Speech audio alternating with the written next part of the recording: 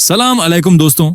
आज हम आपको ऐसे मुल्क की सैर करवाने जा रहे हैं जिसे दुनिया का आखिरी किनारा कहा जाता है। ऐसा मुल्क जो खूबसूरती में भी सबसे आगे है और दुनिया के अमीर तरीन मुल्कों में आता है। पाकिस्तानी इस मुल्क में चौथी बड़ी कम्युनिटी है। जी हाँ, आज हम सैर करने जा रहे हैं यूरोप के खूबसूरत मुल्क नॉर्वे की।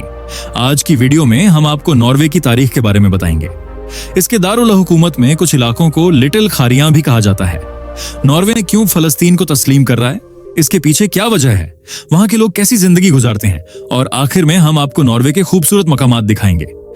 वीडियो आखिर तक जरूर देखें और बताइए कैसा लगा आपको नॉर्वे। आज की वीडियो बहुत दिलचस्प होने वाली है, आखिर तक जरूर देखें। चलिए अब निकलते हैं नॉर्वे के एक अमेजिंग सफर पर। इस मुल्क का ऑफिशियल नाम किंगडम ऑफ नॉर्वे है। नॉर्वे की कुल आबादी 55,74,000 के करीब है, जो आबादी के लिहाज से दुनिया के 119वें नंबर पर आता है। नॉर्वे का कुल रकबा 3,85,000 मुरब्बा किलोमीटर है, जो रकबे के लिहाज से दुनिया के 62वें नंबर पर आता है। नॉर्वे में 84% लोग शहरों में रहते हैं और 16% लोग गांव में आबाद हैं। छोटा सा मुल्क होने के बावजूद ये दुनिया के सबसे अमीर तरीन मुल्कों में आता है। 2023 के पीस इंडेक्स के मुताबिक ये मुल्क 24वें नंबर पर आता है। यहाँ के लोग दुनिया में खुशहाल जिंदगी गुजारते हैं। लोगों को गुस्सा बहुत कम आता है। ये लोग ज्यादा सोशल नहीं हैं, सबको अपने काम से मतलब होता है। ये कभी भी दूसरों के काम में टांग नहीं अड़ाते। दोस्तों, नॉर्वे यूरोप का छठा बड़ा मुल्क है।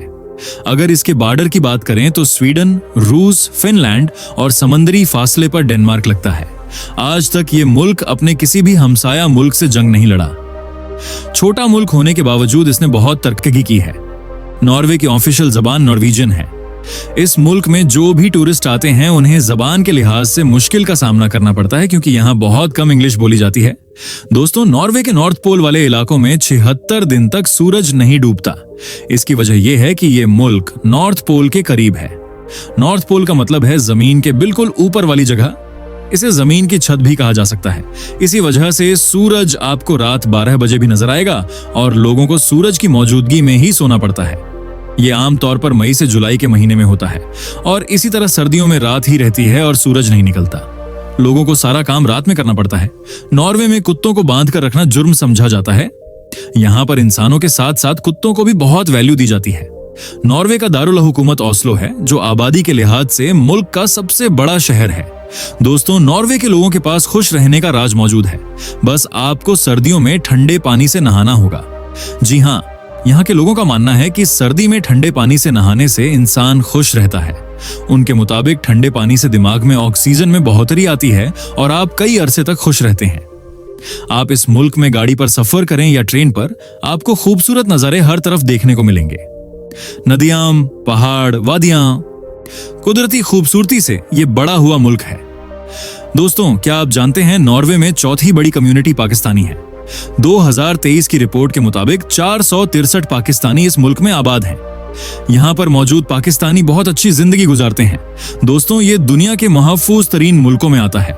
नॉर्वे का मौसम ज्यादातर सर्द रहता है और बर्फबारी भी बहुत ज्यादा होती है, लेकिन सर्दी में इस मुल्क का मंजर देखने लायक ही होता है, जैसे पूरे मुल्क पर किसी ने सफेद चादर डाल दी हो।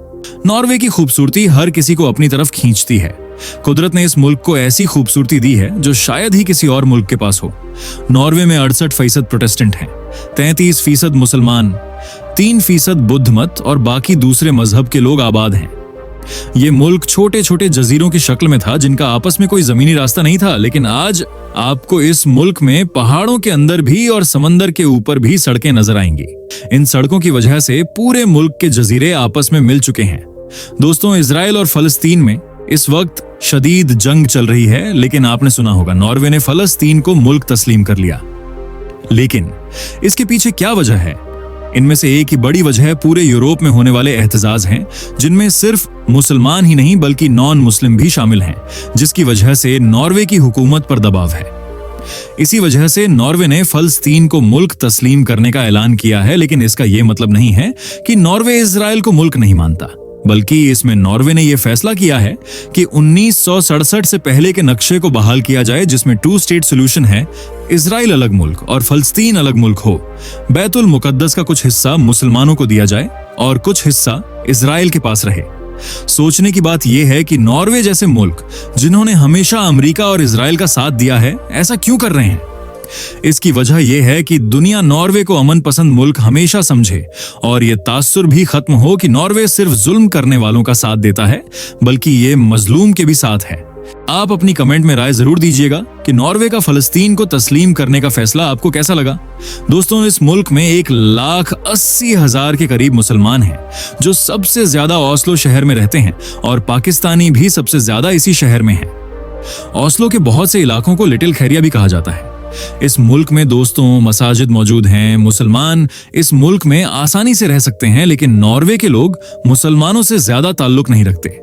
अगर इस मुल्क की तारीख पर बात करें तो 892 में मुल्क की बुनियाद रखी गई।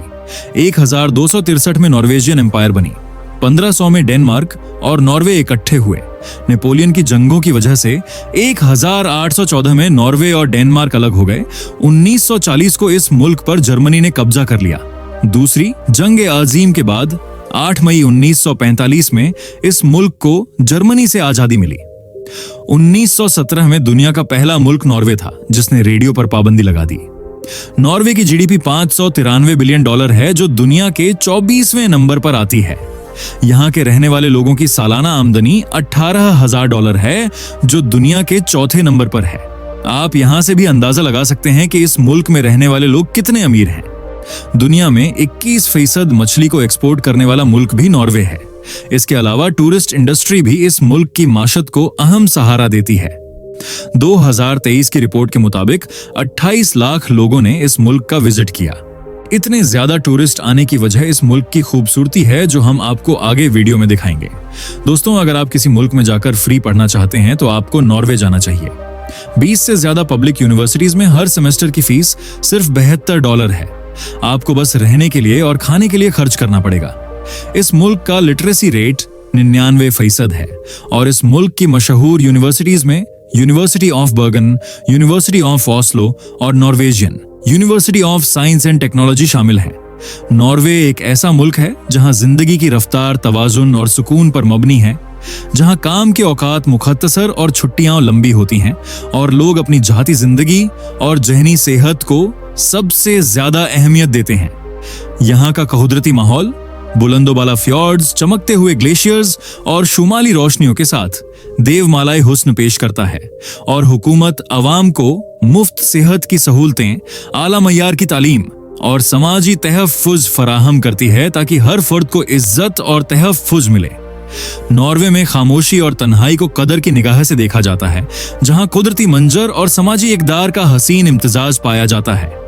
यहाँ की सकाफत इंकिसारी, जिम्मेदारी और कम्युनिटी के जज्बे पर मबनी है और जिंदगी का फलसफा फ्री लुफ्ट लिव यानी खुली फिजा में जीना है, जो इंसान को कुदरत के करीब और जिंदगी को सादा और खुशगवार बनाता है।